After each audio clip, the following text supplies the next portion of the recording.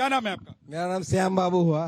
क्या कहेंगे श्याम बाबू? मैं ये कहूंगा कि इंडी गठबंधन जो नाम है ये पहले अपने में तय करे कि हमारा प्रधानमंत्री कौन बनेगा, उस देश को बलिया को क्या संभालेंगे।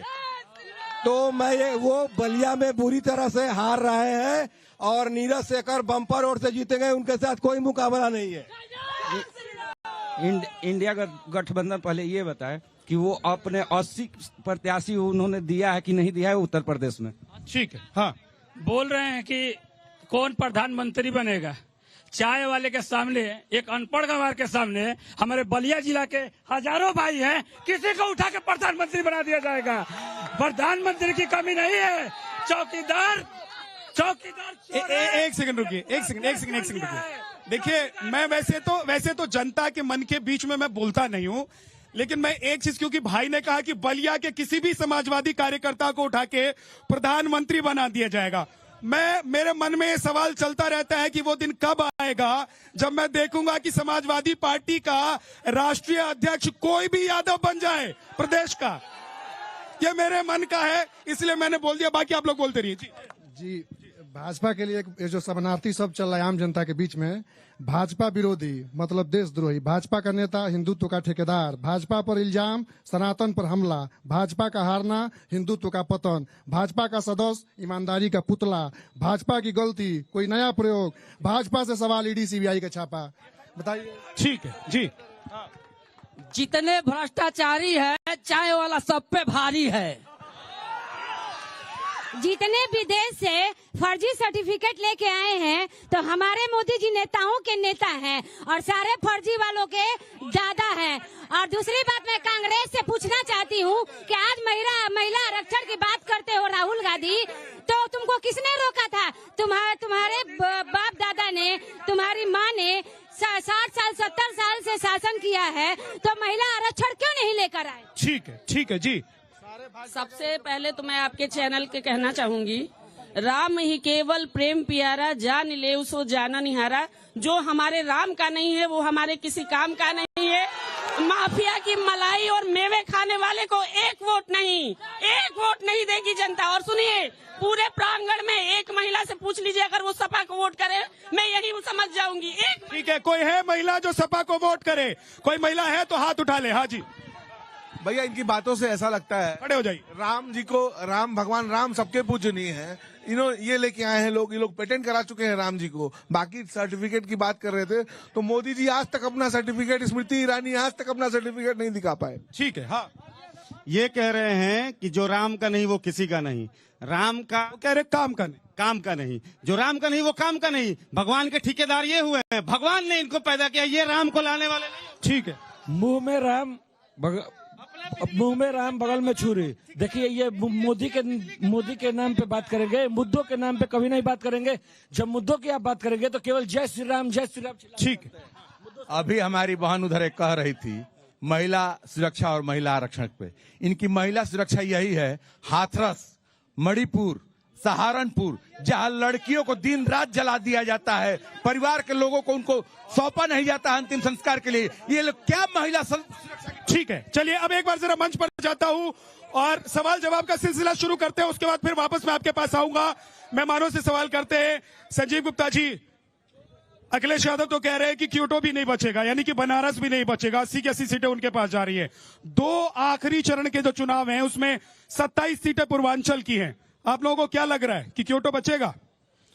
अखिलेश यादव जी 2022 में जब चुनाव हुआ था तो उन्होंने कहा था कि इस बार 400 सीट जीत कर लेकर आएंगे।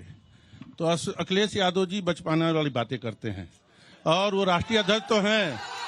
ये बताइए, 425 में से 400 सीट जीतने का जो नारा लगाता हो, उसकी बातों को कितनी गंभीरता से आप लेंगे? और जहां तक जीतने की बात है तो इसमें कहीं भी संदेह नहीं है कि मोदी जी ने जो नारा दिया है कब की बार 400 पार, और वो कार्यकर्ताओं के बल पर नारा दिया है। मैं बताना चाहता हूं, 50 लाख कार्यकर्ता काम करते हैं, दिन भर सड़क पर रहते हैं, दिन भर क्षेत्र में जाते हैं, करते हैं। समाजवादी पार्टी कांग्रेस के किसी कार्यकर्ता से पूछ लीजिए, एक व्यक्ति वोट मांगने नहीं जाता है। ठीक है, ये लोग जात पात की राजनीति करते हैं, धर्म की राजनीति करते हैं, इनके पास कोई कर्म नहीं है। ठीक है संजीव जी, ठीक है। सुशील जी, क्या आप लोग दिन में सपने देख रहे हैं, 80 सीटों का ख्वाब देख रहे हैं? आप देखिए, सबसे पहले हम भृगु बाबा के मंदिर में हैं जी। और हिंदुस्तान में पहला ऐसा जनपद है जहां ब्रह्मपुत्र भृगु की पूजा होती है। हम लोग कोई भी काम करते हैं तो पहले एक बात भृगु बाबा का एक जय बात तो बोलते यहाँ हैं। आप लोग यही सम्मान से कसम खाकर बोले कि जो बोलेंगे सच भृगु बोलेंगे। बाबा की सुशील जी ये एक बात तो यहाँ कह दीजिए कि जो बोलेंगे सच बोलेंगे, दिल पर हाथ रख के, महर्षि भृगु बाबा के लिए। संभवतः आप हमारे बारे में नहीं जानते हैं। हाँ। मैं झूठ बोल के राजनीति नहीं करता हूँ। अच्छा ठीक है। पब्लिक से तो पूछ 80 सीट लीजिए। कैसे लाएंगे जरा बताइए। पब्लिक से पूछ लीजिए। हाँ 80 सीट हम वैसे लाएंगे जैसे नाली के गैस से चाय बनाएंगे। बात अब सुनिए, रुकिए 1 मिनट। नहीं, जनता को छोड़ दीजिए, जनता को बोलने दीजिए। आप बोलिए, हाँ प्लीज। मैं आपसे कहना चाहता हूं कि बलिया में लोकसभा का चुनाव हो रहा है। हम बलिया में खड़े हैं। हम बलिया समाजवादी पार्टी के नेता हैं जी। मोदी जी इस देश के प्रधानमंत्री हैं, हमारे भी प्रधानमंत्री हैं 4 तारीख तक। 4 तारीख के बाद नहीं रहेंगे। मैं जो बात करूंगा बलिया की करूंगा। क्यों नहीं रोजगार पर बात होती है, क्यों नहीं बलिया में कोई फैक्ट्री लगी इस पर बात होती है। 17 बरस तक हमारे गुरु भाई चंद्रशेखर का मैं भी शिष्य हूं। हमारे गुरु भाई नीरज शेखर जी 17 बरस तक बलिया में सांसद रहे, कभी राज्यसभा, कभी लोकसभा, ठीक है सर। कभी समाजवादी पार्टी, हाँ। कभी भारतीय जनता पार्टी। अगर 17 बरस का सिर्फ 5 करोड़ के हिसाब से जोड़ दिया जाए तो 85 करोड़ होता है। और बलिया में नीरज शेखर के नाम पर एक नाली तक नहीं बनी है। ठीक है विवेक, आप विवेक बलिया की बात करिए। ठीक है सर, एक आप मैं आऊंगा, विकास की वापस बात आऊंगा करिए। दोबारा। आप रोजगार की बात दूसरा करिए। सवाल और ये आऊंगा मोदी जी और जब दूसरा सवाल लेकर आऊंगा तब बोलिएगा। विवेक पाठक जवाब देना चाहते हैं। हाँ, जल्दी से। मैं जवाब देना जल्दी से, चाहता हूँ। जल्दी से। अभी हमारे यहाँ यूपी इन्वेस्टर मीट हुई थी बलिया में। जानते हैं 2000 करोड़ रुपए के इन्वेस्टमेंट का प्रस्ताव आया है और 500 करोड़ रुपए की बैटरी कागज में सिकंदरपुर में लग रही है। 500 करोड़ रुपए इन्वेस्ट करके बाहर के व्यक्ति सिकंदरपुर में। आप उस बात को नोट करिए। कागज की बात नहीं है। और जहाँ तक पहले सुन लीजिए, पहले बात सुन लीजिए। बात करने दीजिए। आपकी बात पे हस्तक्षेप नहीं किया हमने। पहले बात सुन लीजिए। पहले बात सुन लीजिए। 32 लाख करोड़ रुपए पूरे प्रदेश झगड़ा मत कीजिए प्लीज। एक सेकंड रुकिए, एक सेकंड ठीक है। लेकिन विवेक जी सवाल ये है कि चलिए 10 साल और 7 साल, 10 साल केंद्र में और 7 साल योगी जी। इससे पहले तो यहाँ कांग्रेस और समाजवादी पार्टी ही थी ना। तो बलिया को आप लोग कितना पीछे ले गए थे कि इस 10 साल में भी बलिया आगे नहीं बढ़ रहा है? बलिया एकदम पीछे नहीं था। बलिया में चीनी मिल थी, बलिया में रोजगार के तमाम साधन थे, कनेक्टिविटी थी। समाजवादी सरकार में एक्सप्रेसवे बलिया तक आया था। पूर्वांचल बलिया से शुरू होता है, बलिया से खत्म होता है पूर्वांचल। उस एक्सप्रेसवे को इनकी योगी सरकार ने खत्म कर दिया और इन्होंने पिछले 10 सालों में कनेक्टिविटी के नाम पे कुछ नहीं दिया। और 10 साल पहले की बात अगर आप कर रहे हैं, समाजवादी सरकार में ही यहाँ पे यूनिवर्सिटी मिली थी, स्पोर्ट्स कॉलेज मिला था। कांग्रेस की सरकार में यहाँ पे BSNL आई, बड़ी रेलवे लाइन आई, ओवरब्रिज, एक बलिया में एकमात्र ओवरब्रिज कांग्रेस सरकार में बनी थी। और इनकी सरकार में नितिन गडकरी जी आके यहाँ पे वादा किए थे फ्लाईओवर का, वो फ्लाईओवर कहीं नहीं दिखाई देता है। आपने एक बात कहा कि आप लोग वादा करिए। देखिए आपने कहा बीच में मत आप श्रीमान जी बात नहीं आप बात मत करिए। हम सुशील जी आप बोल रहे हैं, विवेक जी बोल रहे हैं, आप ही का तो पक्ष ले रहे हैं। वो काउंटर आपको भी मौका दूंगा, जब वो बोलेंगे आप ही काउंटर कीजिए। आप तो रुक जाइए प्लीज। आप अपने सहयोगी के ऊपर बोलेंगे तो कैसे चलेगा? जल्दी से। आपने कहा कि आप लोग वादा करिए कि भृगु मंदिर के अंदर कोई झूठ नहीं बोलेगा, तो शायद उस वादा को माना जाए तो कोई भी भारतीय जनता पार्टी का यहाँ पे खड़ा नहीं हो पाएगा। एक सच बताएंगे आप? बोलिए विवेक भाई, एक सच बताएंगे आपने, क्योंकि फिर से कह दिया कि कोई झूठ नहीं बोलेगा। अगर मान लीजिए इंडिया गठबंधन जीत जाएगा तो प्रधानमंत्री कौन बनेगा? प्रधानमंत्री कौन बनेगा ये देश के चुने हुए और जीते हुए संसद तय करेंगे कि देश का अगला प्रधानमंत्री कौन बनेगा।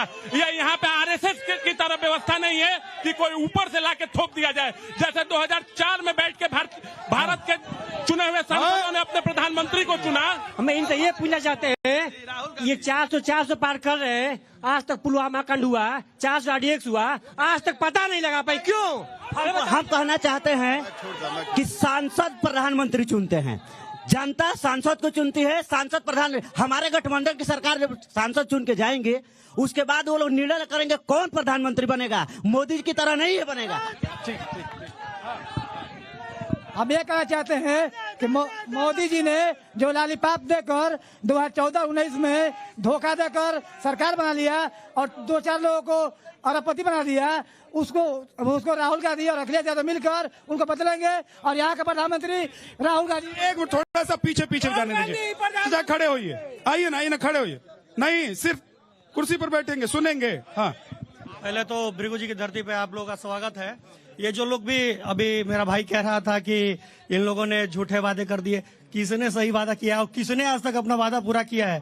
बात दरअसल ये है कि लोग सुरक्षा की भावना, देश हित और ये गाय खाने वाले, गाय कटवाने वाली बात, ये बेकार की बात ये लोग कर रहे हैं।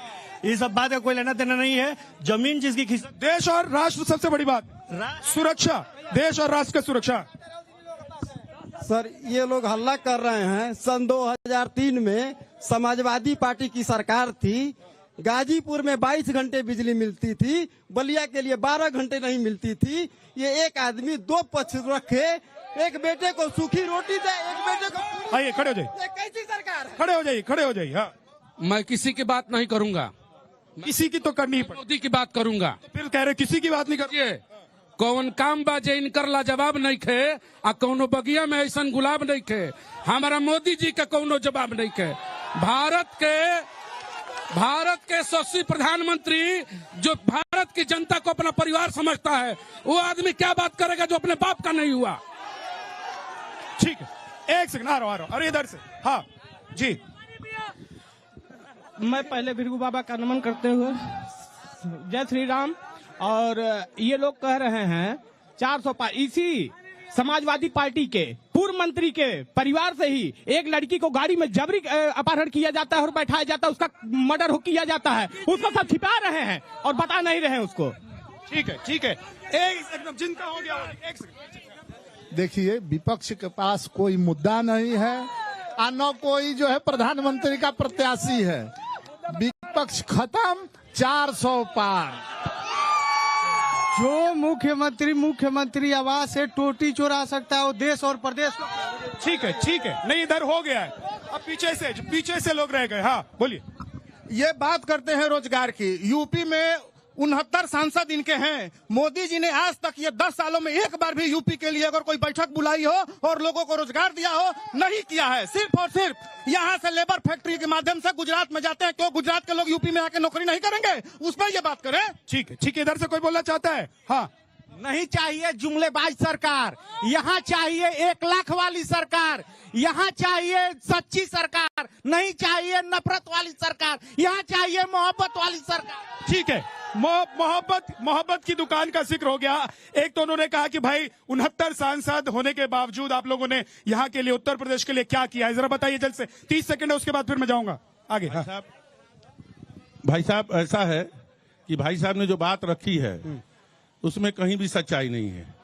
पहले तो जान ले, पहले बात सुन लीजिए। इस उत्तर प्रदेश में समाज 2014 में केवल 1 एक्सप्रेसवे था, आज 13 एक्सप्रेसवे है। उत्तर प्रदेश में 2014 में केवल 9 मेडिकल कॉलेज थे, आज 65 हैं। और इसी उत्तर प्रदेश में 2 एम्स खुले हुए हैं। मैं इस बात को दावे के साथ कहता हूं, इसी उत्तर प्रदेश में झांसी में डिफेंस कॉरिडोर खुला हुआ है। ठीक है, ओके।